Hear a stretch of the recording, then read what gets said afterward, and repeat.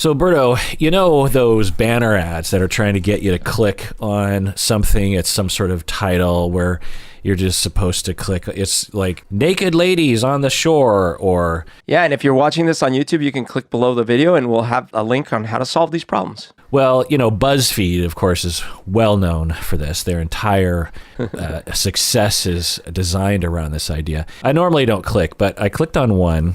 Oh, no. Because the title intrigued me, and then I thought, and then when I read it, I thought, I got to talk with Berto about this. Great. So let's get into it. What do you say, Berto? Let's do it. This is the Psychology in Seattle podcast. I'm your host, Dr. Kirk Honda. I'm a therapist and a professor. Who are you, Berto? My name is Humberto Castañeda, and I sell laminated ceviche at Pike Place Market. So this is written by Angela Andaloro, and it is titled, "It May Be a Red Flag If a Guy is a Super Fan of Any of These 20 Movies and TV Shows." Oh, no, I'm going to be red flagged? Oh. Well, I don't know. We'll find out. Oh, I guarantee it. I guarantee you I'm red flagging. And this does have to do with psychology because I think there are some things to say. Okay. There's a little intro here. Red flag movies aren't bad movies, but they're definitely telling ones when they're being hailed as a guy's favorite. Oh, boy. There are definitely more than a few problematic things going on in these TV shows and films that might make you think twice about hanging out with a guy who stands them too hard. Can already imagine. Don't believe me? See what other people are saying about these picks. Let me guess. The Notebook, Titanic. Well, yeah, okay, so give me your guesses.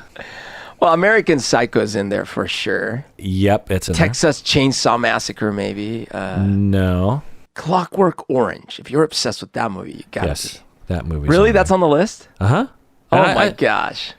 I'll say from the beginning that all these movies, I would never draw a conclusion about someone, but I think that there are some things we can say as men around people who are obsessed with these movies, perhaps for the wrong reasons. You know what I mean? Sure. So number one, well, so maybe I should give you hints just to see if Oh you yeah, get... give me hints and I'll... Whenever you're at the carnival or the fair or some tchotchke shop by a beach, there's always this movie on a shirt or a poster, or those guys who like make art on the sidewalk with spray paint. Scarface. Yes, it's Scarface. Yeah. Really? That's number one? Yeah. Say hello to my little friend. So she says, is it an entertaining movie? Sure. Is it entirely maniacal? Also, yes. Aspiring to drug lord status is not an item for my Tinder profile, but you do you, I guess. So what's your critique on that, Berto? I mean, I would not personally put Scarface in my top 10, but it's an entertaining movie. That said, and I will grant you that there's a lot of fetishization of the Scarface thing, motif, if you will, especially in the hip hop community, and I think by certain guys, probably that's true. At the same time, it's like we can name hundreds of movies along the same veins. This one just happened to be better quality, and so that's why it bubbled up in their list. It's like, is Goodfellas on the list, right? Like, maybe it is. But if it is, then we're missing the mark. It's not. It's not on the list. Yeah. I mean, I think Scarface is a downfall story. You know, it's a tragedy. It doesn't, it's not like you should live your life this way. Yeah, it certainly doesn't look very pleasant, his Taxi Driver, is Taxi Driver on this list? You know, it should be based on the theme, but it's not. Yeah. So, I mean, look, I'm going to say, I think if Scarface is your number one movie of all time, I have different discussions that I want to have with you because I don't think it should be. But I'm at the same time not going to be like, whoa, I'm going to steer clear from you, you know? You know, I'll tell you, if someone told me that this was their favorite or something that they frequently watched, well, I guess I would ask them, what do you like about the movie? Sure. But, so if someone said, well, I love Scarface because I saw it when I was a kid and I'd never seen anything like it. It was some sort of reaction to that. But I feel like a lot of people who love this movie and have a tattoo of it and the blacklight poster in their bedroom, it's because they want to be Tony. They think that he's awesome in his misogyny, his violence, his go-gettedness. Like Sopranos is at least in my top 2 favorite shows of all time. And I've watched it, I think all the way through, like 5 times is the number I'm going with. And I wouldn't say that I want to be Tony Soprano or that I want to be a mobster or want to kill these people and stuff. But, I am obsessed with it. So I think if someone gave me really good reasons why Scarface is that for them, I could probably still consider it. But if those reasons, like if I was saying, look, I love The Sopranos. Why, Berto? Oh, dude, like who doesn't want to be Tony Soprano? Who doesn't want to do what he does? Who doesn't want to? I know. It's like, wait, you mean like kind of like the allure of that lifestyle? No, I mean literally like killing those people and like butchering. Like, okay, you lost me, Berto. Exactly. So, and you and I have had conversations like that with people, specifically, I suspect, around the movie that just came out with that was based on The Sopranos, right? It was a prequel. Yeah, the Saints of Newark. And I don't know, but I suspect that the super fans that hated that movie, at least a percentage of them, maybe not all, probably not all, were in that camp because we hypothesized this before that even from the trailer, it looked as if we were going to see young Tony Soprano kicking ass. Yeah. Oh, let's see how cool we can be in high school. The movie didn't have anything to do with that. And I remember really worrying that that's what the movie was going to be because that wasn't my impression of what Tony Soprano was like when he was growing up. Right. He was just a regular kid, Right. And you and I were sort of like in the, I don't know, minority, it seemed like, where we really enjoyed the movie. Yeah. Yeah. Right. I think illuminates the bifurcation of the fan base because when I watch The Sopranos, I really can't stand Tony Soprano in certain moments. I mean, there's certain aspects. He's a, three-dimensional character. Yeah. To the effect that when he's having affairs with other women, like, I don't even want to watch those scenes because they seem really gratuitous and just not really interesting. And sometimes it has to do with the plot, like when he's having an affair with the woman with the one leg. There's a little bit of plot in there, but some of it just seems like really just doesn't feel very interesting to me, Okay, number 2, American Psycho. So she says... It wasn't? It was in the list.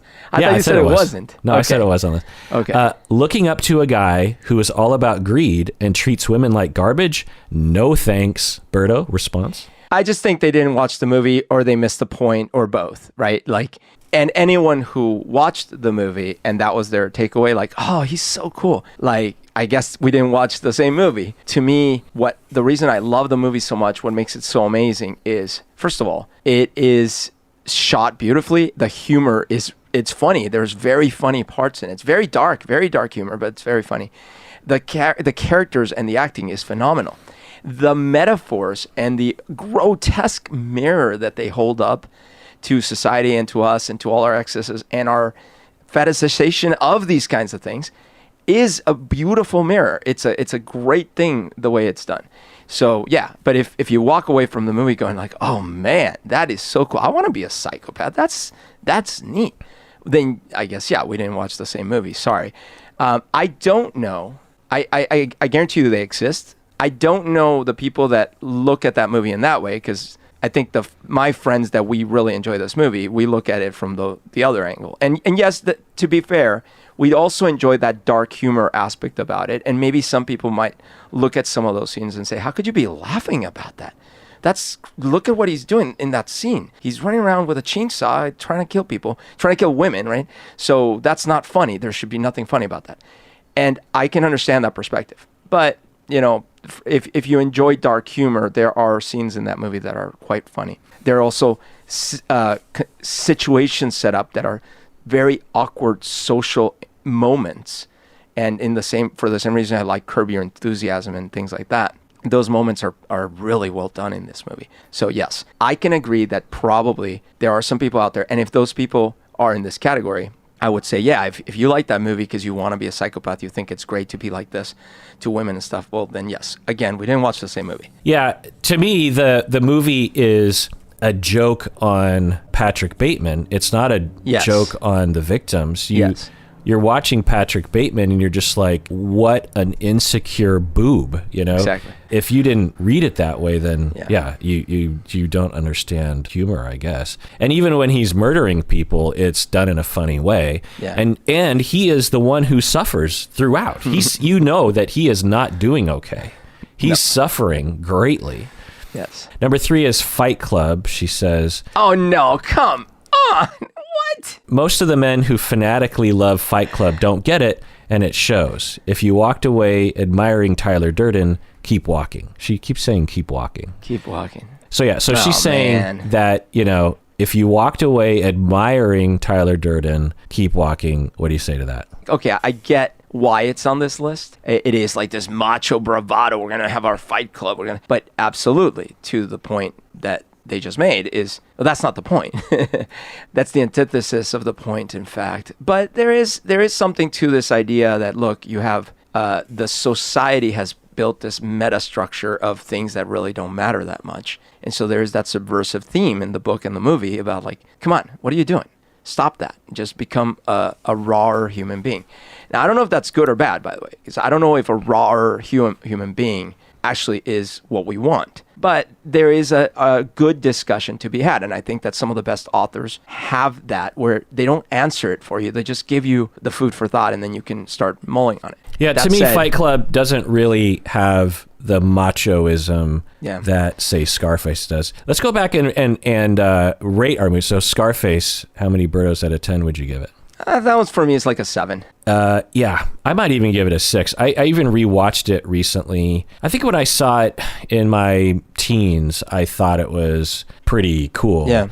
But seeing it again, I'm like, yeah, you know, maybe a 7. Yeah. Yeah. But not amazing to me. American Psycho, of course, you'd give it 10. Yes. I think for me, I think I probably gave it an 8. I'm not sure. I wouldn't try to argue anyone into giving it a 10, but for me, it hit all the right buttons. So yeah. I think Fight Club is a 10 for me, especially when I saw it at the age of 27 I think or something. I've watched Fight Club many times over. I would be bad not to give it at least a 9.5.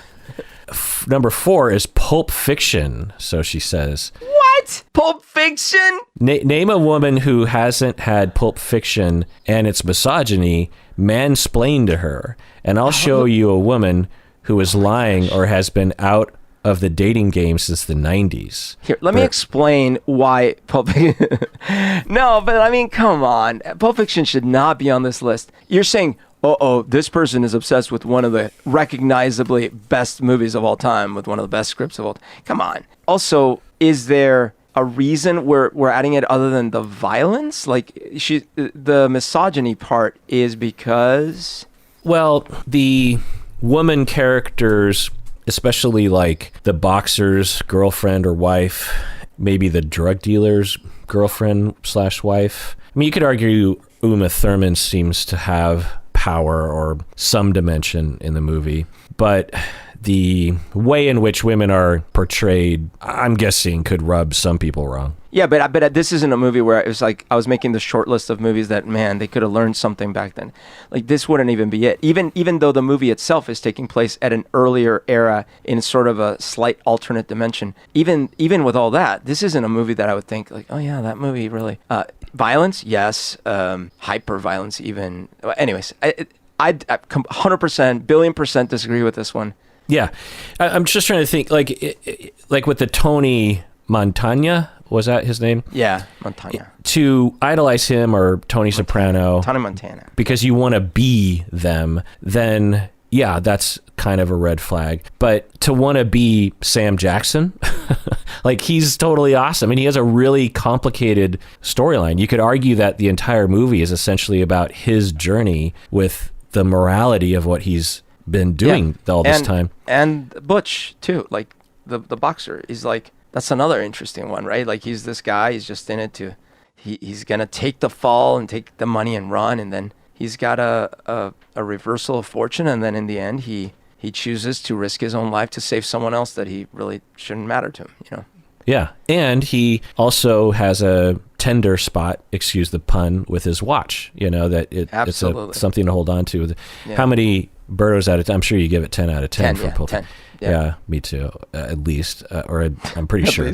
Yeah. Number 5, and this one I can actually get behind a little bit. Okay. Number 5, V for Vendetta. So she says, V uses the only person in his life who he kidnapped as bait for a disgusting predator, and that's just one of the many bad qualities that kind of doesn't really hit home for me, her description.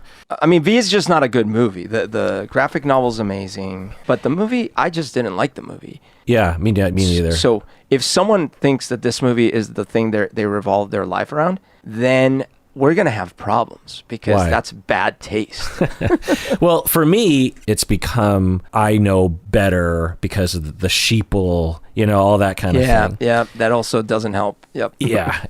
Number 6, The Punisher. Which one? There've been like 3 different Punishers. Yeah. The Dolph Lundgren one, the one with the guy from the Hung TV show. I don't know. I think it's the Hung TV show guy because that's the gift the that current they one have. or the last one. Well, no, then they had the TV show, The Punisher. I haven't even seen any of this stuff. Like, look, fine, sure, add it to the list. I think it's a pointless thing to add to this list because who actually has The Punisher as their favorite movie? Like, lots of. Well, I don't know if it's their favorite movie, but the whole like Proud Boy thing where they walk around with the Punisher shirt. No.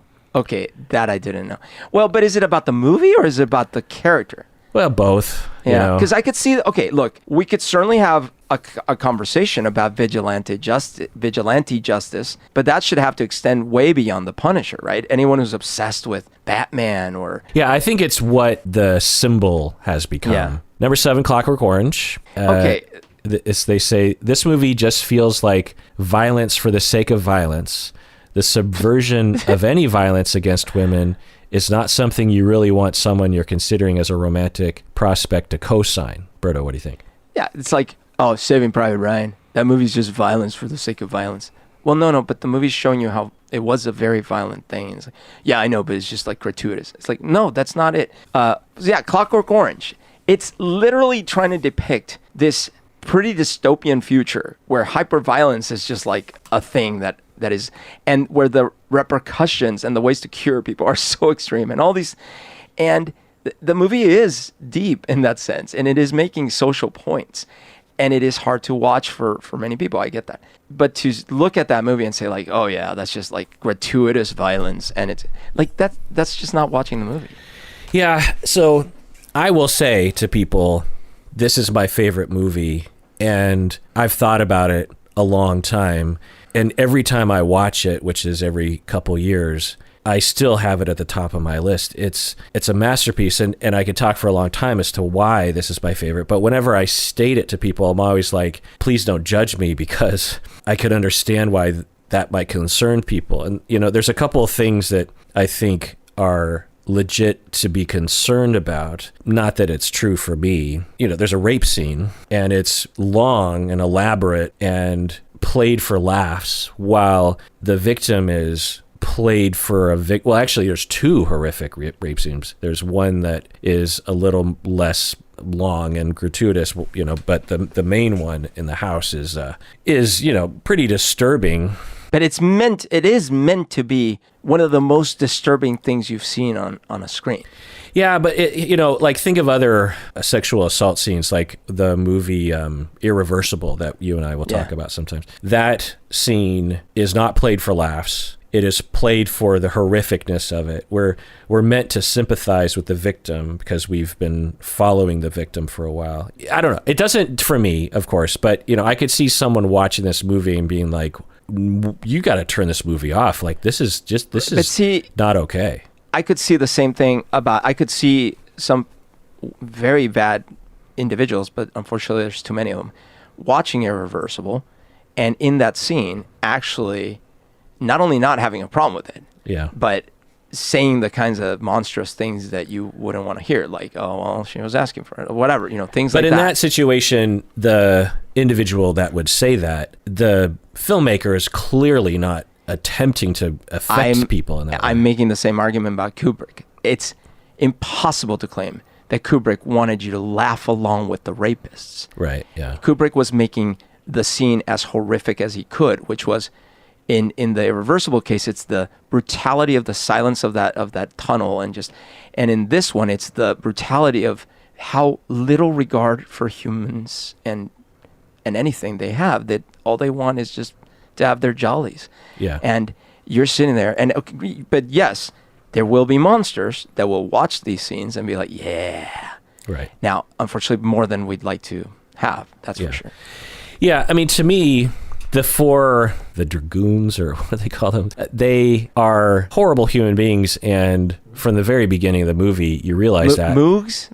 Moogs? No. I actually listened to the audiobook recently. It's pretty good. Pretty good It's something audiobook. like Muggles, but it's like Moogs or something. Yeah, what do I think like Dragoon? It's not Dragoon. Anyway. Droogs. Droogs. There you go. Droogs. Yeah. And they, and you know where all those weird words come from in the story? No. It's because in this dystopian future, the Russians have taken over a lot of the earth, and their language and culture has been infused. So there's all this bastardized Russian words in their language. You know how like 20 years later, whenever there was a dystopian future movie, there was always Japanese or Chinese that was infused, you know? Right. So at this time, when the movie was Russians. or when this book was being written in the 50s or 60s. Okay. But anyway, yeah. So, you know, I could see someone absolutely not wanting to watch this movie. I could see someone saying this movie is terrible. But to me, the reason why I like this movie is that it shows us a character who I hate through and through. But at times, it's fun to see him, I don't know, like go along his journey. It's like watching someone bumble their way through life before they finally kind of get their comeuppance in a pretty severe way. Even the actor had to endure that scene with the eyelids and everything, you know? And then the way that it ends is he's in this fantasy land. And I don't know, it just kind of like expresses in the metaphoric way, the anger of youth and the spontaneity and lack of prefrontal cortex of youth. It doesn't, it doesn't play to me as a literal depiction of rape and horribleness. It depicts like this exaggerated cartoon version of what goes through all of us, I think, when we're teenagers, you know? Yeah. And it's artfully done, and it's very specifically shot.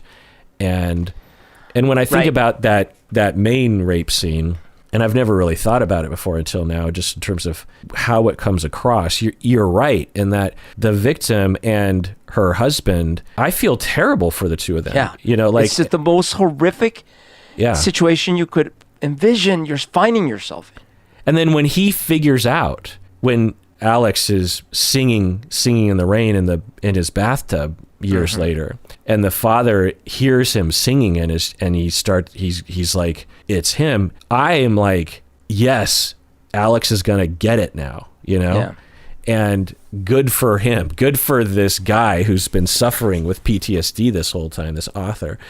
Yeah. And then when Alex has to go to the draconian prison and go through the weird psychological experiments, I'm also like, yeah, dude, suck it up, pal. That's what happens. Yeah, like you deserve it, you know, lick his boot. Like you deserve this stuff, you know? And so, yeah, I can't defend the fact that it's my favorite movie, but yeah, I can. I would defend it for you. You know, part of this list reminds me of this argument I've had. No longer. We finally made peace on this one, but when we were younger, my wife and I, because about the movie The Graduate. You know, when she was young, she tried watching it. I think maybe in our early 20s or something, and she hated it. She's like, I can't watch this. It's terrible. I'm like, what? What are you talking about? It's such a great movie. It's like, no, everyone in this movie is a horrible person. And I was like, yeah, that's the movie. That this is what we're watching. Like, no one is really the good person here. It's like, this is life. It's messy and horrible. It's okay, so there are certain movies and certain individuals that when they see those movies, they can't get past the bad people. Because in some movies like The Graduate and others, the bad people they don't get their comeuppance. They don't really pay a price. You could say in The Graduate there's a little bit, but not much. And so you're watching this thing unfold and you're like, well, who am I rooting for here? He's like screwing up. The mom's terrible. The daughter's kind of like a non-entity. The dad's absent. Like everyone you could point to in the movie, you would have a reason not to root for them. And it's hard in that sense. But that to me makes it a very interesting, compelling story. I think there's some of that in this list. Not all the movies, like The Punisher or whatever, but many of the movies in this list, like, yeah, that is the movie. These people are horrible. These situations are horrible. But that is what the movie is trying to communicate. And if I like it because of that, I'm liking it because of what the movie is trying to communicate, not because I want to be that horrible in real life. Yeah. I think another aspect, just to reiterate, and we'll see how we go through in the rest of this list, is that the movie is a metaphor for very common experiences. It's a cartoon exaggeration that, like you're saying with The Graduate, how everyone is horrible. And I don't know if I agree with that, but let's just go with that. Then it is a very exaggerated version. You know, everyone has something about them that is horrible or something that is dislikable. And we all have that feeling of like not liking ourselves at times or not liking other people. And so the movie gives us this very concentrated experience with that. And by the way, with The Graduate, I recently rewatched some scenes from it, and I feel like I want to rewatch the whole thing because the scenes that I saw were just pure masterpieces. Like, the ending is just a total masterpiece, and so good. Especially when you think about when it was made. It was made like during a time when these kinds of movies just weren't really being made. And also it has a super deep meaning, and the usage of Simon and Garfunkel's music is just out of this world. I mean, those musical cues are so magical, you know. And Dustin Hoffman is just amazing. And then the ending, you know, when he finally gets the girl and they're all going on the bus, happily ever after, and they're just staring into the camera, and you just see the realization come over their faces that they're just boring, purposeless humans that are going to get old and be as boring as everyone they're trying to run away from. You know, it's just, and you can see that just in a facial expression, and then briefly, and then that's the end of the movie. You know, it's just so good. There's so much meaning there. You know? I mean, the thing is, you can look at Dustin Hoffman's character, and I, of course, as a younger person, when I first watched it, I'm rooting for that character, but he's the protagonist. Also, I'm like, yeah, I can relate to a lot of these things. And yet, if you're looking at the decisions that the character is making, they're really bad, self-destructive, and hurtful decisions. They are also being manipulated, right? That is, I think, what I mean by you could look at this movie and be like, well, everyone's bad. But of course, to your point, these actually are things that we all go through from one angle or another. And in this movie, they might turn them up to 11 or whatever, but it is a reflection of life in that sense. And yeah. Yeah. All right, let's take a break. We'll get back. We'll try to finish the list. What do you say, Berto? Let's do it. All right, back from the break. Let's do an OPP, Berto. What do you say? OPP. So these people became patrons all the way back in May of 2020 and have stayed patrons ever since. We have April, Veronica, Madeline, Marlene, Nicole, upper tier patron Stephanie, Divya, and Yassine from God knows where. We have another Nicole from Czechoslovakia. What do you think? CH? It's got to be Czechoslovakia. Sounds either that or Zurich. Country. Switzerland. Oh, golly, I keep forgetting that. Is Zurich in Switzerland? Yeah. Yeah, that's what I said. Yeah, Valerie from Ottawa, Canada. Everyday I Hustle in Pennsylvania. And TRP King from Kansas City, Kansas. There is a Kansas City, Kansas, but smaller. And Anya from Berlin, Deutschland, or Germany, right? Nice. Thank you so much for becoming patrons and staying patrons through thick and thin. That's the idea. So number 8 is The Social Network. She says, The Social Network paints Mark Zuckerberg as the uncomfortably nerdy nerd who strikes it big and makes friends and enemies along the way. We know a little bit more about Zuck now, and if you're still fanboying, it's a no here. What do you think, bro? I liked The Social Network as a movie. I haven't rewatched it, so I don't know how it stands up, but I did like it when I saw it. It's, I don't know. This one, I can take it or leave. It plays as a lot of different ways. I think it plays as a nerd who wins over the jocks. I think it plays as a person who was a visionary and managed to get the smartest guy in the room. Yeah. It plays as kind of a takedown a little bit on Zuckerberg, because the way in which Facebook was originally designed, he was trying to ridicule his classmates, the women, because he was a lonely nerd who was having trouble dating. Yeah. I think it also portrays him as a social, someone who has trouble socializing. Yeah. But I think it also portrays him as like a quiet genius, like he always really knows what's going on. And of course, the writers, I don't think they ever claimed it's some sort of documentary. It's more of just like some sort of akin to historical fiction, right? I just think this one makes me think, look, I have an idea for a BuzzFeed article. What's that? Well, I'm just going to write this list of the movies that... Well, that's every... I mean, that's... Right. They're trying to get their quota done, and they have a job to do. So, do top 5, and we'll have good movies in that list. But at this point, it's like, okay, what else can I add to this list? Ooh, I know, Social Network. No one says, oh, yeah, my favorite movie is The Social... I'm obsessed with The Social Network. No one says that. Yeah. So, well, they probably came up with Scarface and American Psycho, which are number 1 and number 2. Right. And then they got lower on the list. They're like, what can I come up with? Yeah. So this one, I'm like, I could take it or leave it. Sure. Yeah. If someone's really that obsessed, I guess. Well, no. I mean, if someone said they were obsessed with Social Network, to me, what that would tell me is that they really love dialogue and what's Aaron his face is, Aaron. So they love West Wing. They just like that kind of style. Totally fair. Number 9 is Scotty Pilgrim versus the World.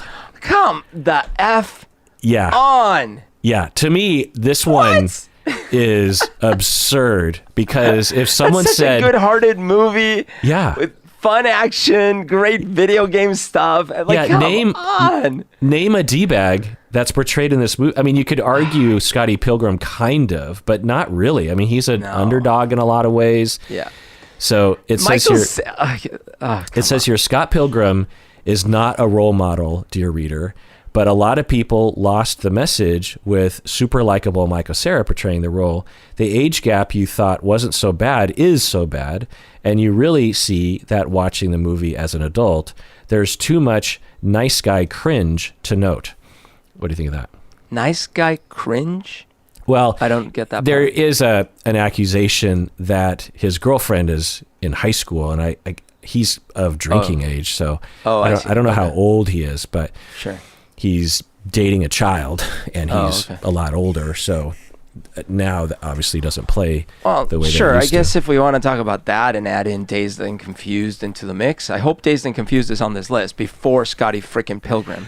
Well, yeah. So that's another thing, because I feel like if I heard someone, it's a good point that Dazed and Confused was their favorite movie, and Matthew McConaughey's character is like their idol.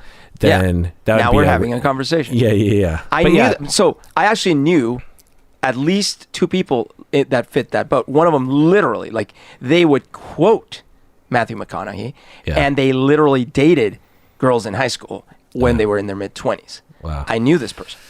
So this isn't like a hypothetical. Absolutely. Well, it sounds like a cart before the horse. It sounds like he was probably a guy who wanted to date. Oh, yeah, sure. It wasn't because of the movie or something. But then he watches the movie and he's like, hey, now I have permission. Yeah. That's fine. But I'm saying, like, you would have to get probably through thousands of movies before I would be like, okay, I guess we can add Scott Pilgrim in there. No, because to me, if you're a super fan of Scotty Pilgrim, you probably, I'm just going to take a guess, and have a pretty nuanced understanding of gender and of misogyny and of sexuality, because the movie has, for its time anyway, a fair amount of diversity in terms of the way in I'm not which gonna allow people this one's got to get booted. Booted. Number 10, and this one I agree with. Okay. Family Guy, the TV show. That's a tough one. I can totally understand. Okay, so yes, I could understand that if someone like me really loves the show, other people could say, so do you, like, how do you feel about these jokes? Let me list like 100 jokes and tell me what you think. Right. And I went back and rewatched all those seasons not too long ago. Oh, really? Yeah, like this last year, I watched all of the seasons, and yes, there were many scenes where I was like, "Ooh, Yeah. that doesn't play so well anymore." No. So I could see that now. Well, so this is very yeah. interesting, bro. I just want a little asterisk on this because 10 years ago, when you and a couple other friends would talk about how much you love Family Guy, I would say, I was always like, well, yeah, I mean, there's some funny scenes and some good episodes. It's not a terrible cartoon, but some of that humor is just pretty awful. Like it's pretty, like who's the joke on exactly in some of those jokes. And I remember you and maybe someone else, but particularly you completely ridiculed me as like some sort of PC police or something. And that is very possible. I and don't now remember you've come around. the jokes. You've come around. Well, yeah, 10 years later, I watched the same show over, and then I was like, oh, yeah, okay, some of these jokes have not aged well. Yeah. That said, this is a tough, it's like Family Guy at its peak anyways, was watched by almost every adult. And I mean, like, I'd say out of 100 million guys in this country, probably 80 million of them would have said, yeah, I enjoy that show. And probably 30 million would have been like, I love that show. I got to say, that doesn't make them all bad. No, but if 10 years ago, 15 years ago, whenever we were having these conversations, if someone were to meet you and me and have some concern about, you're not a misogynist or a terrible human being, but to have a little bit of a red flag of like, well, what's the difference between that guy and that guy? That guy really loves the show and the other guy's like, he likes it, but he has there's some jokes that he's not fond of. I think that it does say something if you're on a first date with someone, you know what I mean? Particularly today, like 10 years ago, maybe not so much, but if today someone's like on their first date, heterosexual dude, and he's just like, oh my God, Family Guy. It's just every joke is good. What's that one guy, Hot Diggity or whatever he says, Diggity Diggity. Quagmire. Like he possesses, from my memory, a lot of the problematic jokes. Yeah, absolutely. But look, okay, so as an example, recently South Park came out with an episode where Stan, arguably the protagonist of the series, realizes that this whole time, the little black kid that everyone calls Token is not Token Token. He's not the token black kid in the neighborhood. He is Tolkien because his dad and mom were obsessed with J.R.R. Tolkien. and it's played in that sense. But it's also the writers acknowledging like, all right, we were making social commentary when we first came up with this character and the way we presented. But at this point, continuing down with that really feels like 30 years old. So, meaning that it's a joke that's now 30 years old. So, let's change that. And I think that is because these shows that have been around for decades now, with writers who started young in the culture that they were in, when you rewind to the beginning, you're like, well, they were being funny at the time. Yeah, I realized that the society at the time, for an edgy comedian, they were certainly on the edge of that society, and the society was already bad to begin with. So, okay. But you can't look at Family Guy and say, yeah, 80% of that content is garbage and trash.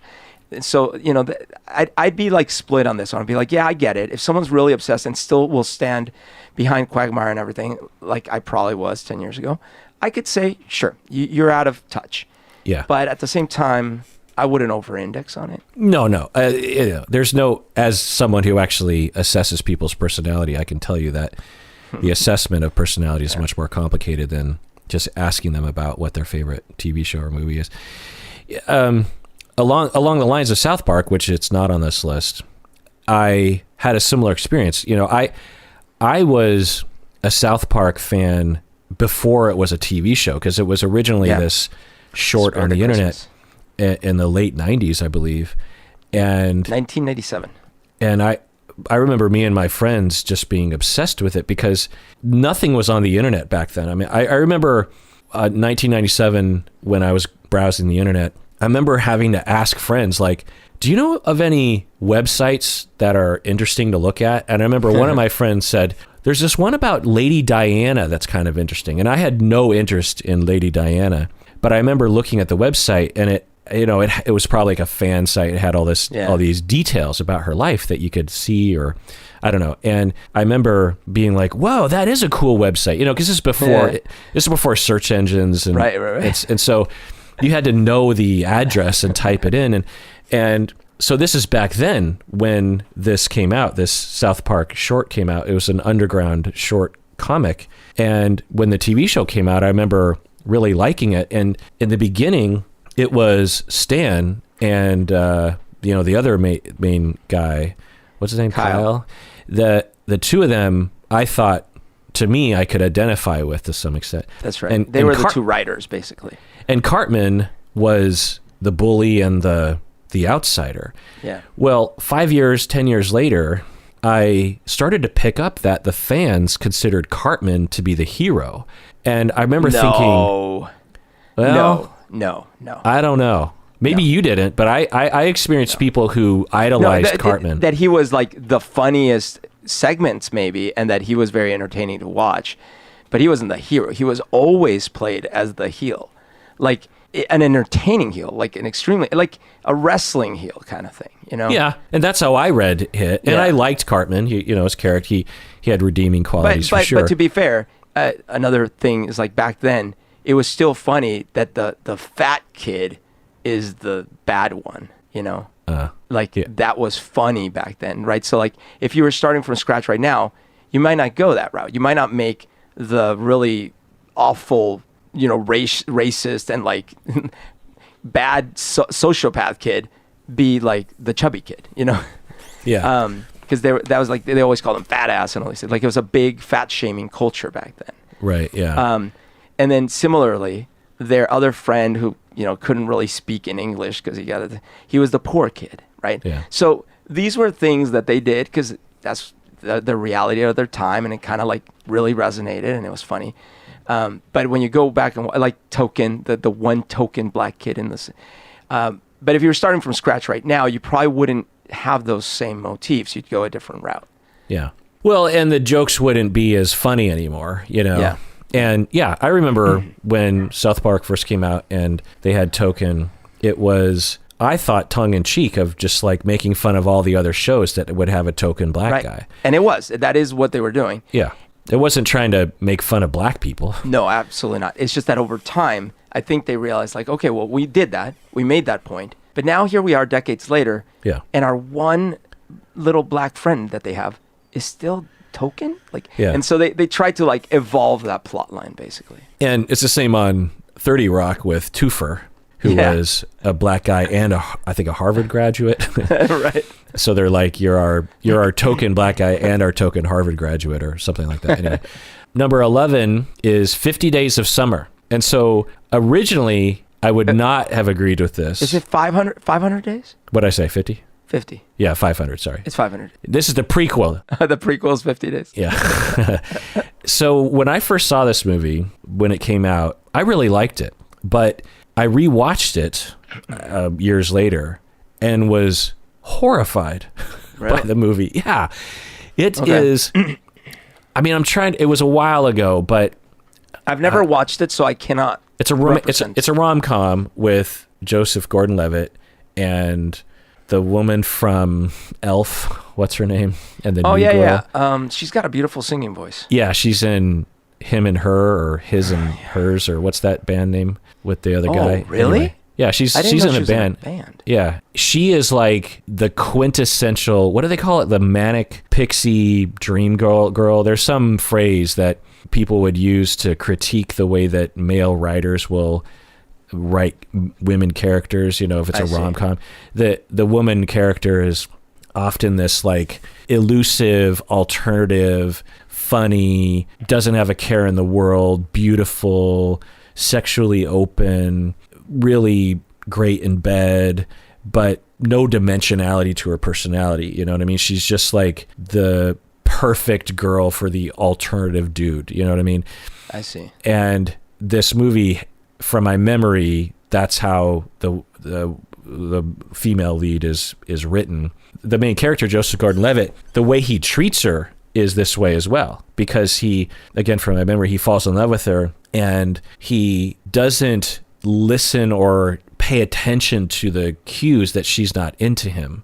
But he's like so in love with her and like I can't remember the details, but I just remember watching it and thinking like, why did I like this movie in the beginning?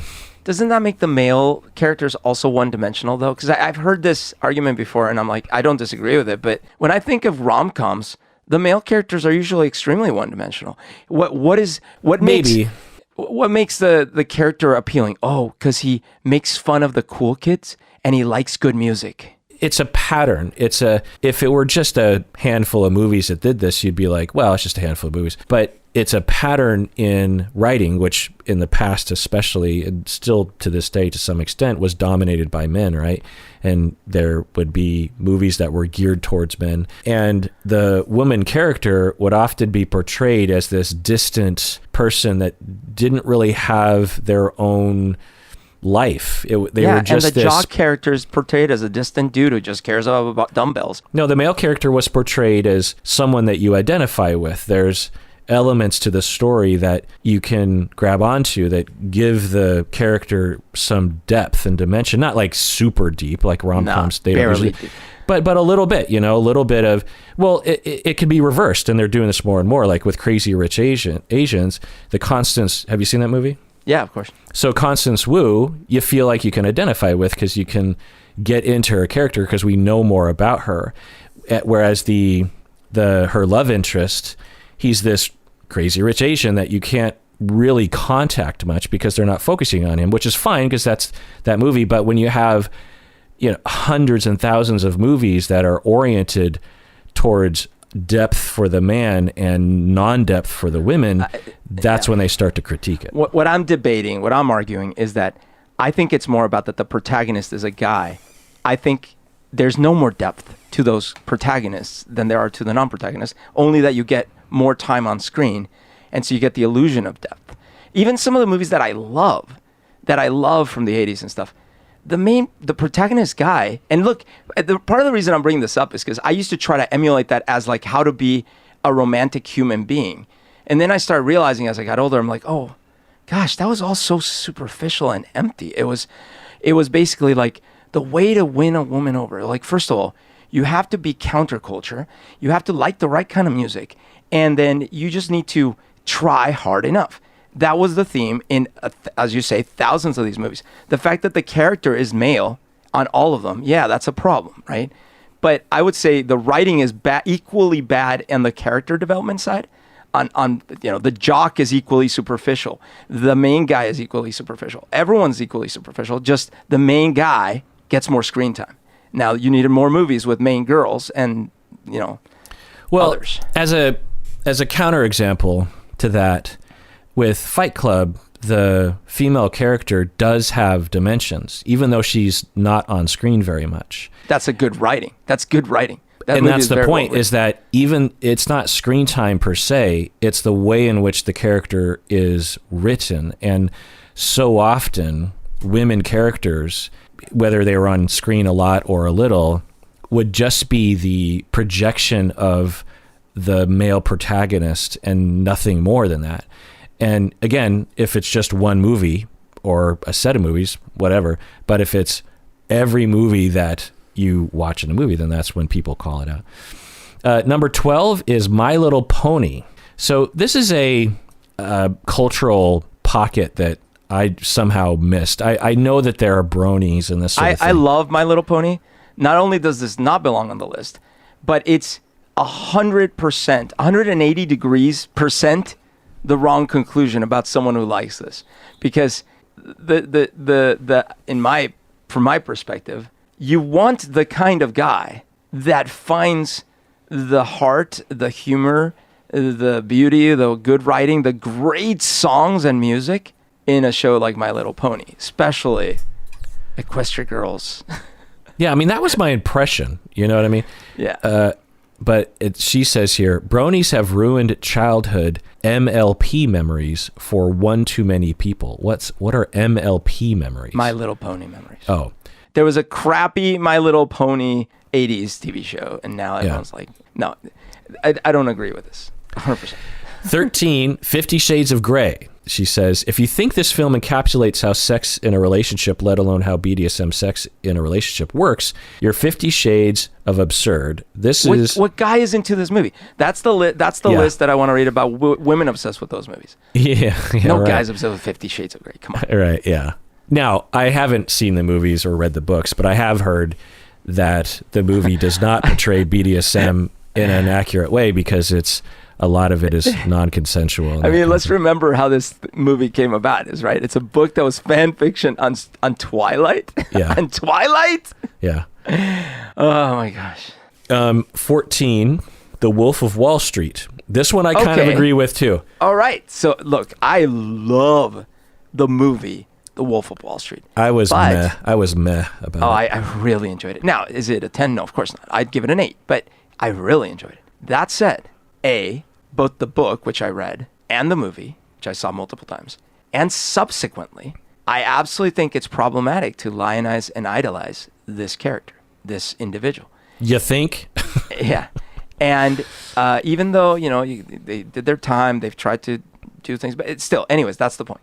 So yes, I think I could see how someone really obsessed with this, I could see that being at least a yellow flag, maybe, Yeah. It's similar to me as Wall Street, the other movie called Wall Street, ironically, with Gordon Gekko. The point of the movie was to try to make fun of greed, but so many people saw the movie as literally greed is good, and I want to be like Gordon Gekko. It'd be like people watching American Psycho and saying, I want to be like Patrick Bateman. It's like, did you watch the same movie? Like, the whole point was that Patrick Bateman is a tragic result of our society. Like, what are you talking about? And to watch Wolf of Wall Street, and so could someone say they love the movie and it's their favorite movie of all time because they like to watch Leo DiCaprio's character get his comeuppance? Okay. But I have seen way too many people, well, not too many, but let's say a handful of people that idolize Leo's character in this movie for all the wrong reasons. Yeah. You know what I mean? No, I mean, I actually, I don't know that I idolize it, but I enjoyed the movie. I thought it was extremely funny. I thought the scenes with him, and I know that you did not care for the drug scenes.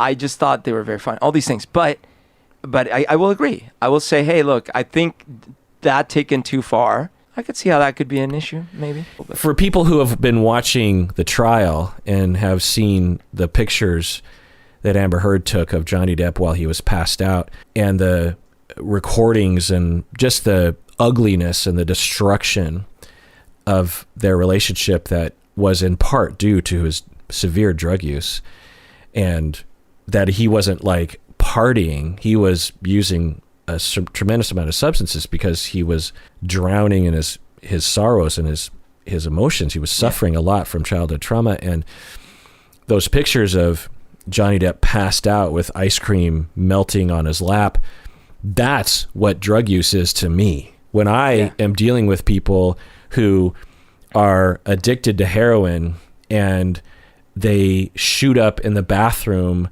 after a session with me and they pass out outside my office and someone calls the ambulance and the ambulance has to revive them, and I didn't even know what happened, and then they come into my office later and say, so you didn't see me almost die outside your office last week? That's what drugs are in reality. And so, or the guy who works at the tech company who has to shoot up heroin every day just to kind of get to work, and he no longer gets high or euphoric at all from heroin anymore.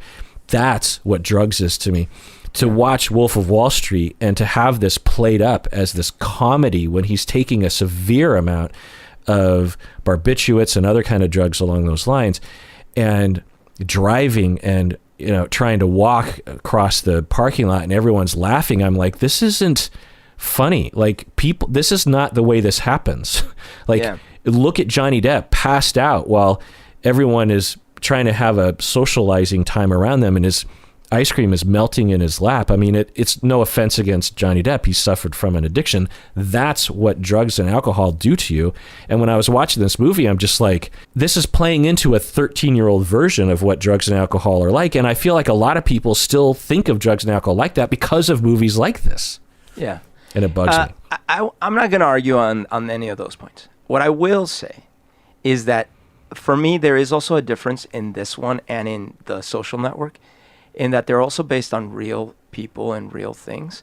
So I guess I do feel that the responsibility goes up a little bit, the stakes go up a little bit, because now if I'm actually idolizing a character who's based on a real person that really did bad things. Yeah. Now, like, imagine a movie that had a funny take on Hitler, and like, oh, look, but it makes him kind of look kind of sort of cool and a little stupid, but also kind of cool. And then we watch the movie and a lot of us are like, I don't know, that's pretty cool. I like that. Well, but we're still talking about Hitler, right? And that's an extreme example, but that's where I feel, I start getting a little more sympathetic to the argument. And or even more kind of, I think, resident for me along those lines of your analogy is like a fun-loving slave owner or something. Sure. Like Hitler, everyone understands. I don't think it would be possible to somehow reinvigorate his image, right? You wouldn't think so. Yeah. Well, to but anyways, human beings. I get your point. But like a slave owner, you have someone that is, like Leonardo DiCaprio playing Candy in Django Unchained. I don't think I would hope no one idolizes him. I mean, he comes across like the villain. He comes across as the antagonist. Well, the movie's not about him. Right. That helps. But that's my point is like the way in which you can depict people, but how is it written? How is it played? Yeah. It's a very important balance, right? Number 15, Berto, you're kind of. Oh, no. Should I grab onto something? Yeah, well, say it. Do you know what I'm going to say? Your papers. Rick and Morty. Oh, come on. Okay, look. I will grant you the let me read the thing. Some shows just attract a toxic fandom, and Rick and Morty is for sure one of them. Sure. A lot of guys praise Rick's toxicity without all acknowledging any of the moments of self-realization that the later zapped away in the name of laughs. So, what do you think about that? Is the if someone was like, Rick and Morty is my favorite of all time, should that be a red flag on the first date? No, 0%. But I will agree with the following. There is, in fact, a rabid early following of Rick and Morty there's a high correlation with men's rights and things like this that started hating later Rick and Morty, and in fact started hating it when like all of a sudden they found out there was a woman writer and things like that. That I agree with, but this is the reason this one is tough, because another one of those cases of like, okay, then you didn't watch the same show, and especially you don't have to go to season 3 or season 5 when it got woke or whatever the hell. No, it like amazing season 1 and season 2 moments that absolutely paint a different picture about what we've been watching so far. Yeah. And that's key. So, but will I agree that, yes, a show that lionizes a drunkard, irresponsible, like murderous, basically, character, it can attract maybe the wrong element? Yeah, that could be. Yeah, to me, as you're saying, it depends on what type of Rick and Morty fan they are, because there's fans like you and me and other people I know that like it not for the problematic reasons, but there is a minority, I don't know the percentage of people who like it for the wrong reasons. They like it because Rick is all powerful, all knowing, doesn't care about anyone, and does whatever he wants to everyone in the show, including the mom and the dad and the sister, and it's like liking The Sopranos because you want to be Tony Soprano and get away with doing stuff like that, instead of liking it for the irony of it or the Yeah. Because Rick does have depth and he does have a heart, and they absolutely go into that a number of times. And it's funny because I remember hearing that critique about how it gets woke later on, and I remember talking with you about, I forgot about that, and I was like, at first Rick and Morty was fine. It's probably one of the better TV shows on TV, but I'm not necessarily obsessed with it.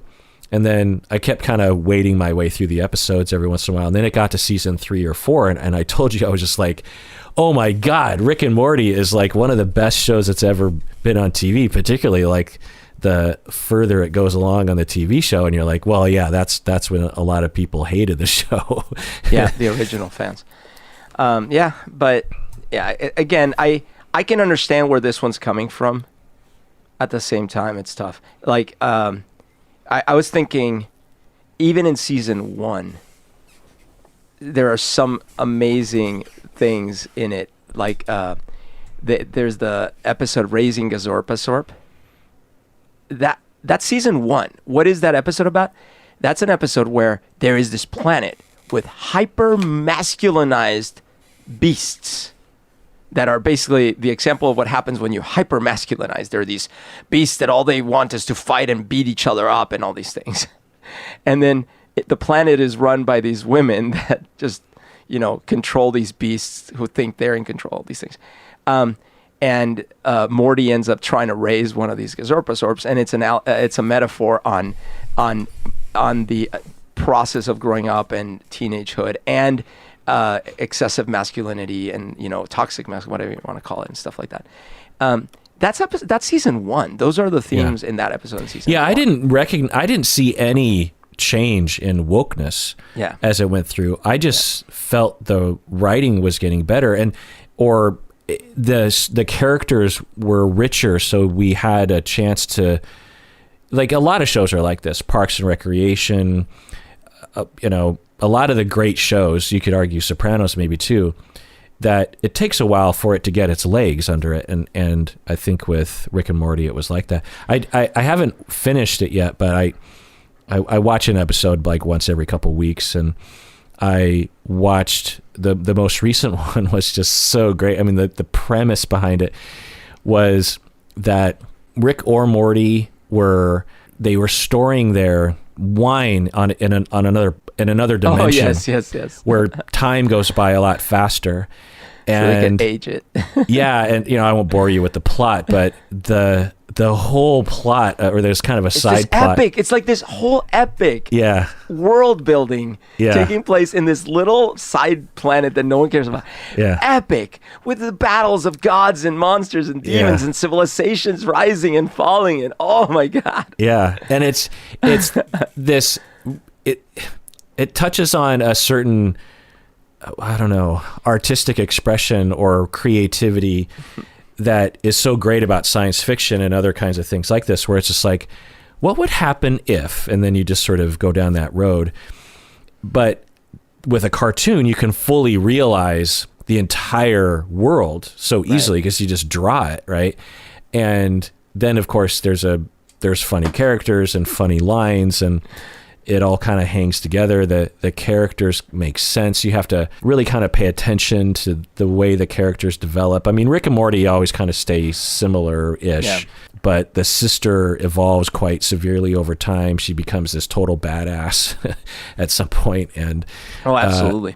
And so I don't know if you remember the early episode where he asks the car to protect her while they're this is the episode where that was one of my favorite episodes. The battery of the battery of the battery, right? Yeah. And she's absolutely horrified by what the car is trying to do to protect her. Yeah. Fast forward a few seasons, and she's basically a nihilist. Yeah. That episode with the battery of the battery of the battery, the Inception battery thing was brilliant. And again, it was so along those lines where you're thinking. Someone would just think of that, and then with a cartoon you can actually realize it, and if you're creative with what would be in that world. And then the other real world plot where this car is like in a battle with the military eventually, is really great. Number 16, Berto, Joker, the most recent one. If someone on the first date said, oh my God, I'm a Joker stan, would that be a red flag? Well, the fact that they use the word stan is the red flag, in all honesty. Why? Joker, well, because it's like, first of all, that is the point. You're an obsessive fan that might murder your family because of your obsession. So please. Yeah. But I don't think people use it. That's not what they mean. People say they're... That is what they mean. That was the origin. I know, but I'm saying that's what it would mean if I were on a first date. I was like, oh, I'm a total stan about something. I'm like, okay, I'm done. Yeah. But, they're Birdo stans. They're not willing to kill people for that. Yikes. I don't want to receive the Birdo stan emails about driving late at night. Okay. But anyways, my point is, I loved The Joker. Such a good movie. Not The Joker, just Joker. Joker, yeah. But I do believe it also it can be a rallying cry maybe for a certain ethos that is very toxic these days, which is that, again, sort of like men going their own way sort of incel thing. But it's a problematic thing. But I would put Taxi Driver in that bucket as well. Yeah, it all, I guess as we go through this, it all just depends. It'd be an indication for a question, why is this your favorite movie? Yeah. If they go down a road of the manosphere and how women deserve this or the world deserves this. Like that. Like, oh, you know what? Sometimes you do have to just take things in your own hands, and man, it's like the world's just beating us down. Like, well, what do you expect? So one day you're gonna, something might happen. Someone might. Okay. Yeah. Let's just get our check. Yeah. and don't even wait for the check. Let's just I have to go to the bathroom and then just crawl out the window. No, because I want to go with you somewhere because you're so interesting. Oh, God. But yeah, I love Joker. I was highly affected by that movie, and also genuinely scared. It was almost like a 4D movie in that way, in that as I was watching it, I started to feel the hairs of the back of my neck get tense because I thought, is someone going to come into this theater and shoot us up? Because it just has that... you could see someone being pushed over the edge by this movie because it's got that self-fulfillment kind of vibe.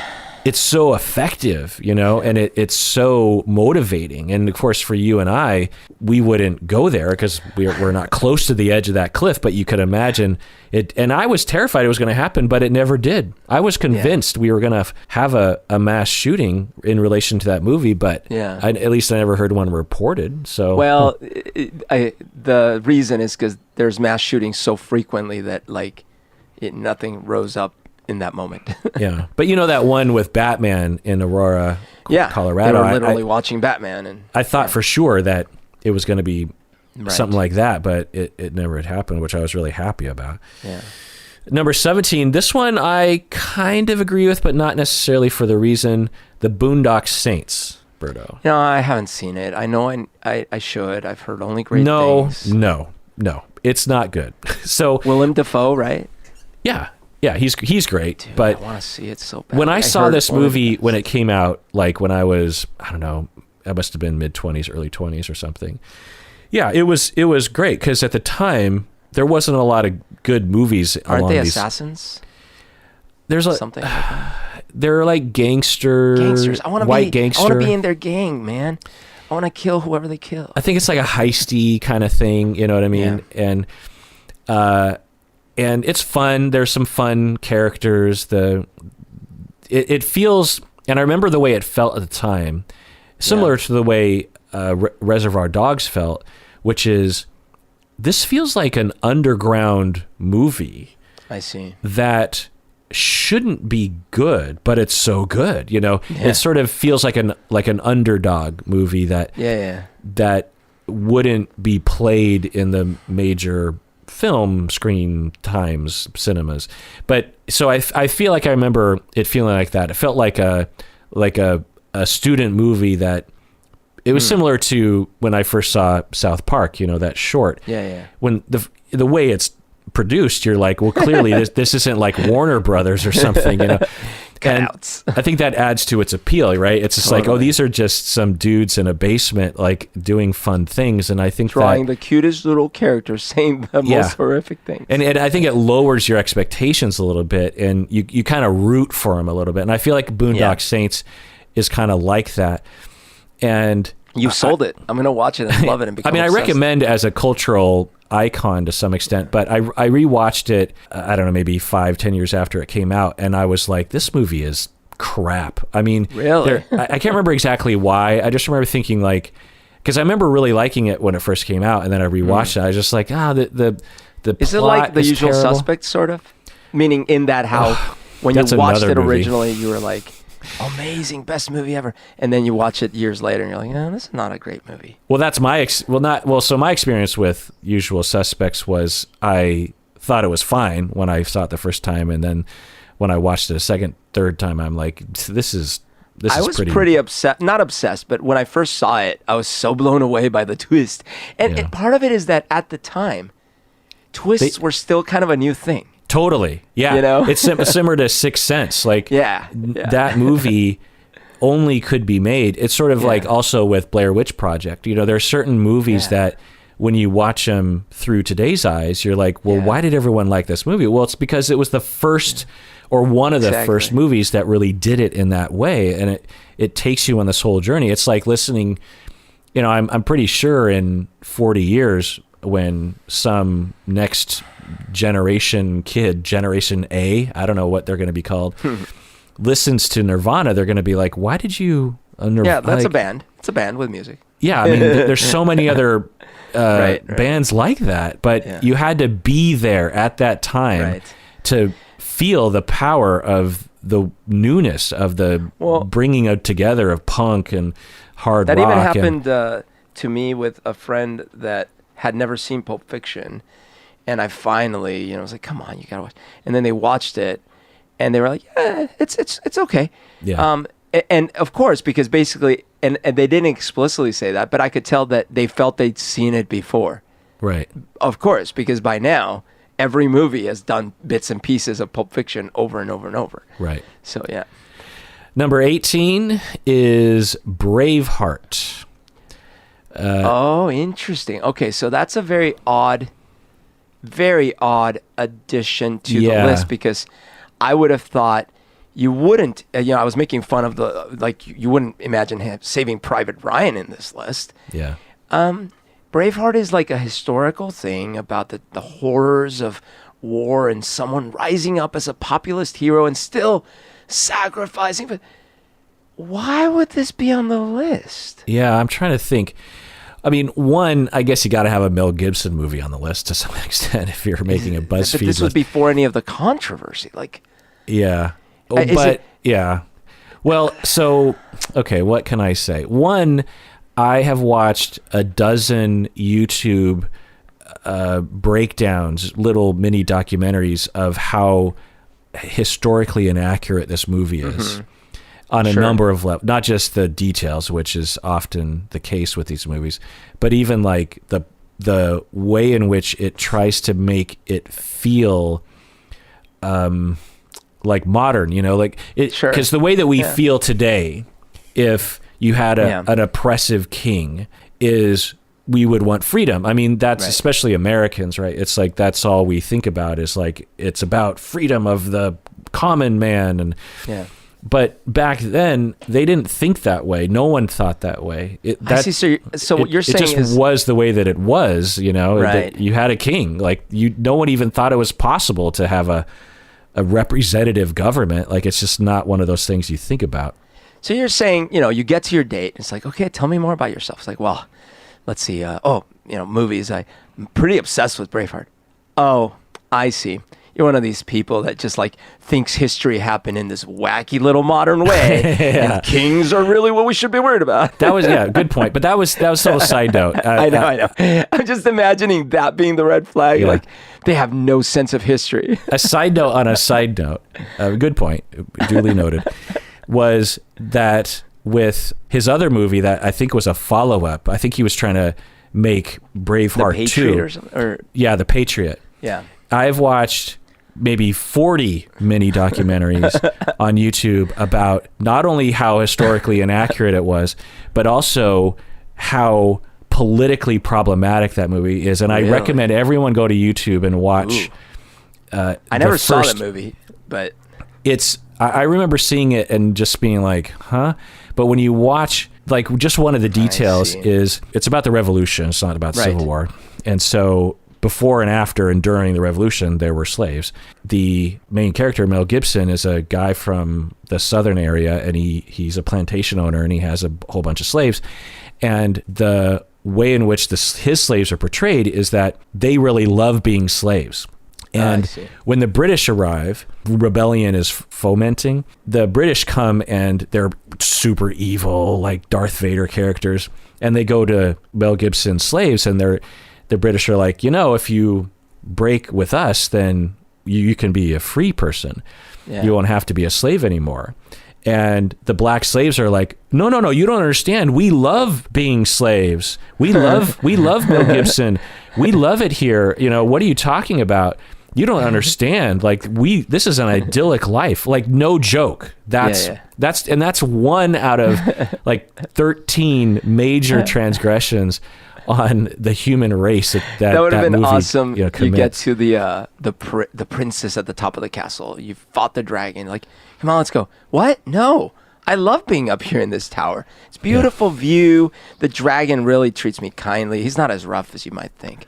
Or maybe even more appropriately, in Saving Private Ryan or Band of Brothers, they arrive at the concentration camps, the killing camps. Oh, it's not so bad. And the Jewish people are just like, no, it's fine. And of course, if you saw that, you'd say, oh, clearly the writers and the producers and Mel Gibson have a point that they're making. They're trying to push back on the notion that black people had it bad in the past.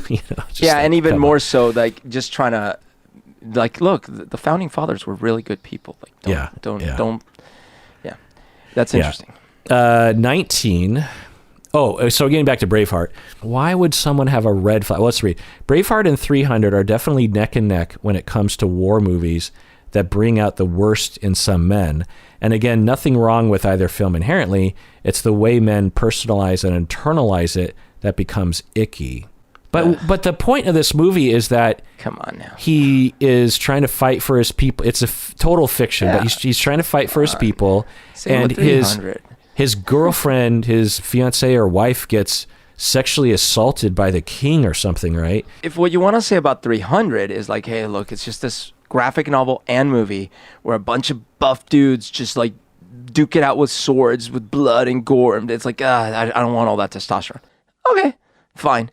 That's not Braveheart. But, well, either movie, does it say anything about one's politics? I think that's another question that we're consolidating here is, what does it say about the dude's politics that he loves this movie, right? Like the movie that should be on this list is freaking Gone with the Wind. You want to be obsessed about that movie. Okay, now we should have that conversation. Yeah.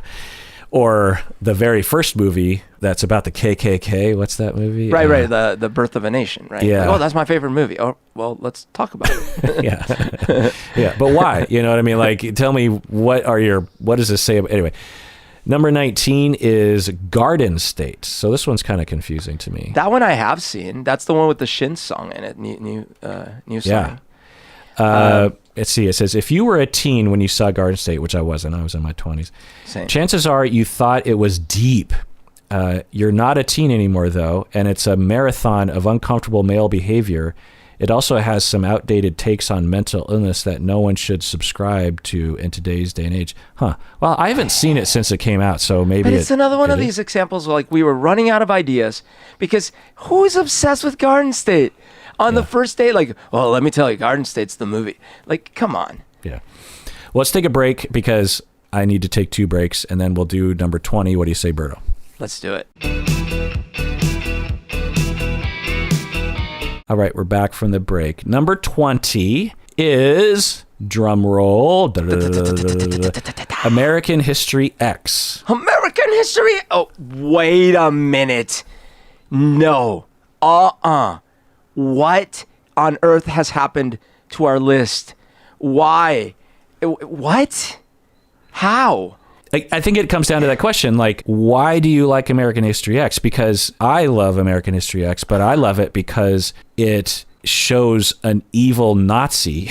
Seen the light of day, understood how he was manipulated, understood how this older individual was preying on these youth, and and is trying to extract his little brother from that world because he helped put him in it in the first place. Yeah. It's a beautiful movie. It's so heart-wrenching, so sad, so, almost depressing to a point because you're like, how do you end this cycle? Yeah. And beautifully shot. Oh my gosh, so powerful. Now, could it be like, well, some people look at Edward... But if you're a Nazi, you're going to hate this movie because it definitely portrays Nazism as a bad thing, you know? I guess, but you might look at him at the beginning and be like, yeah, that's cool. That's what I am. So yeah, if someone said on the first date, I love American History X, I haven't seen past the 20-minute mark, and I love the Nazi character... But I'm just gonna. This is my favorite movie. I've only seen 20 minutes. I don't agree with the last 120 minutes of the movie, but the beginning is great. But yeah, if someone said they love this movie, I would imagine that they understand how it's nice to see like someone redeem themselves, to try I love to Star Wars. Yeah, tell me. I've only seen the first opening scene where this awesome bad guy, a good guy, I call him. He's a good guy with a black suit, and he comes and regulates over these bad people. Yeah. That's what we're talking about. Yeah, and he like chokes people. And No. That movie is definitely nowhere near in this list. Bad call. To review, I would agree with Wolf of Wall Street. 50 Days of Summer, maybe. And actually, that one's kind of a sneaker because if they've seen it recently and didn't recognize the way in which it's written, and it's not just the manic pixie dream girl aspect of it, it's I can't remember exactly what it was, but I remember feeling like, whoa, this movie's kind of insidious in the way that it is portraying gender politics and not like in a subtle way. So there's that. And maybe Punisher, maybe V for Vendetta, but the rest of Scarface, kind of, I guess, depending. My takeaway is that if I am in a first date and across from me the person says, I'm like, hey, tell me about yourself. It's like, well, I got a surefire way to tell if someone is suited for me or not from the very first date, and they whip this thing out. That's the surefire way that I'm bolting. And I try to think of other movies or TV shows that I might add to this list if I were trying to add. And I thought of Entourage, of course, because... then you're going to bolt from our date, because I loved Entourage. I saw it many times over, very much enjoyed it, and yet that is a bad... Yeah, that show did not age well in many regards. It didn't age well when I saw it for the first time. Like because it was a sensation the first time it came, and I think it was like a follow-up to Sopranos. And I remember watching it and thinking like, why would you like this show? It's so stupid. Like, because on some level, I had a version of that life, not like that life, but I had a group of guy friends that hung out with all the time, and we would, get into shenanigans and stuff. And so to me, the movie portrayed that aspect kind of, they're kind of D-bags-ish, which is like, okay, what are you going to do? That's what I could just imagine in the heads of the writers. I don't know about later seasons, but especially I think often the end of the episodes would sort of wrap up this way, where they'd be at his mansion in the pool, and there'd be these totally gratuitous bikini girls in the background, and the guys in the foreground would be drinking a Mai Tai and talking, and the girls going are like nodding and saying nothing, and the guys are like, yeah, this is the life, and I'm like, that's not the life. Like, that's a fake life. You're not happy. You think you're happy, but that's not happiness. You're ascribing to a Playboy version, literally the magazine version of what life is supposed to be like. It's empty for everyone involved. None of you are happy. You're a joke. You know what I mean? And so I will agree with you 100%. At the same time, that show for me was absolute escapism. It was never great writing in that sense. No offense if you're listening. I actually love the show. It's not deep like poetic Shakespeare or something. And it was never like thick, intricate plot lines with crazy twists. It was just a Playboy. Yeah, I was just reading a Playboy magazine, but I very much enjoyed it. I have nothing to say, but I very much enjoyed it. And yes, there were very many problematic scenes and moments in that show. You know, like with Sopranos, you never got the sense that Tony Soprano could kick back and enjoy his life. He was in a constant state of suffering and putting out fires and family conflict.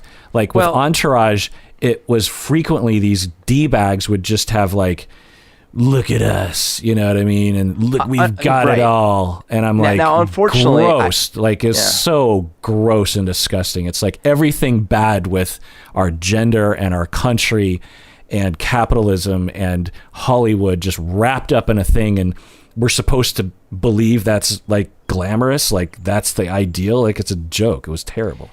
Yeah, I do agree with you. At the same time, I just had a thought that with The Sopranos, one sad part about it is that in reality, bad guys in this world actually have a lot of moments that we, getting all the context of the situation, will realize, that's not what life is about. But they really do enjoy life. They get all the spoils. They get all the cars and the money and the trips and the things and they sit there laughing their asses off to the bank, and it's sad because that is not fair. And they're not happy individuals. The Wolf of Wall Streets of the world think they're attaining happiness, but it's empty. And at the end of that road, they're miserable, addicted, lonely, and they have a lot of money and a lot of objects, and they have women who are there because they, I don't know, think they might get a part in a movie or something, and no one likes you. And everyone around you, including your entourage, is just there because you're giving them a lot of money, and you cry yourself to sleep every night. That's the reality. Listen, I'd like to believe that.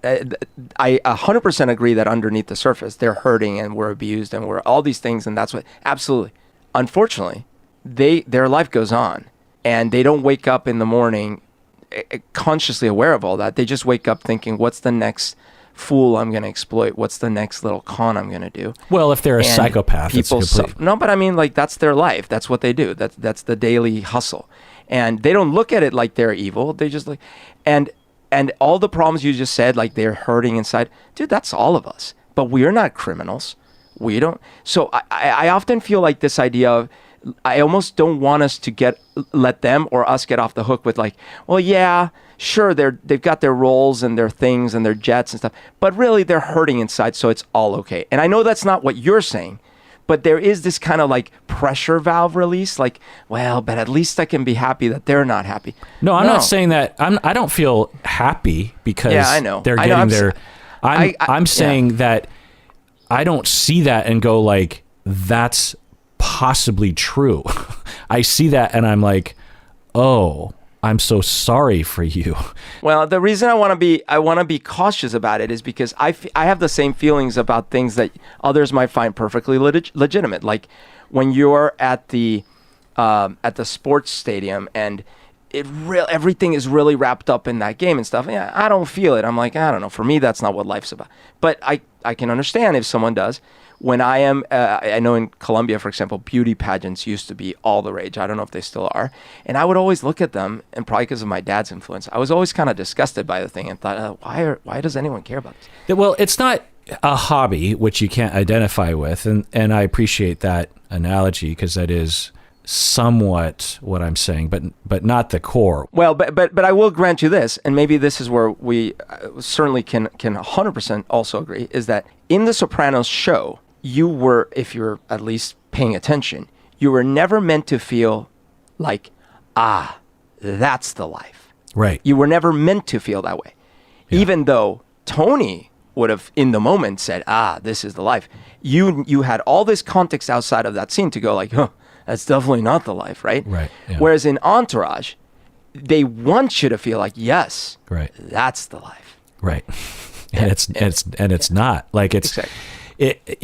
I'll just say this. I've had moments, and I know you have too, and I've had moments that I wasn't with you, by the way. So we were the turtle who was like drafting in someone else's, I don't know, wake as they were heading into a world that was idealized. And I know for a fact that none of these people were actually enjoying themselves, Now, right. If on the side they had family and friends and conversation and love and connection and meaning and fulfillment in their career, fine. On the weekends they do an indulgent thing. But the way the show portrays it, at least on some surface level, is that is the life. Like that is what you're trying to get to. The cool car, the bikini babes at your house, the red carpet, that is the end goal. That is the whole thing, and it's just stupid and wrongheaded and highly problematic to download into a bunch of young men's minds. It's just like not true. It's brainwashing of the toxic masculine propaganda. And it was icky and gross from the beginning. It was, I was definitely brainwashed because I enjoyed it heavily. Now, if someone liked it and they knew that, they're like, well, yeah, it's totally like it's stupid and sort of popcorn watching. I'm not excusing myself even from some of that because I feel at the time, I mean, we're going back, 15 years or something. I think there were probably many scenes in that show that when I see them now, I go, oh man. And at the time, either I didn't care or in some cases I might have been like, yeah, that's cool. But if I was rating it, it's probably like 60% of me liked the show because I just thought it was a funny, like I could relate to having friends and being in a little group of friends and someone's being an idiot, the other person, you're kind of rooting for them. And sometimes, and those roles change. And that part is fine. That entertainment is, and they were funny. Like they were funny. The characters were funny, but they each had their own personality. But I agree that it's just one of those things. Like I can be self-aware that, man, some of the stuff that was in there and that I was at least not complaining about was really problematic. And at the same time, I can also agree or acknowledge that, but I really enjoyed watching the show. All right. Well, that was fun, Berto. People out there, what do you think? What are your red flag movies or TV shows? Do you love a red flag movie or TV show? Are you a massive red flag? Or are you being falsely flagged with a red flag by this article? And everyone out there, please take care of yourself because you deserve it.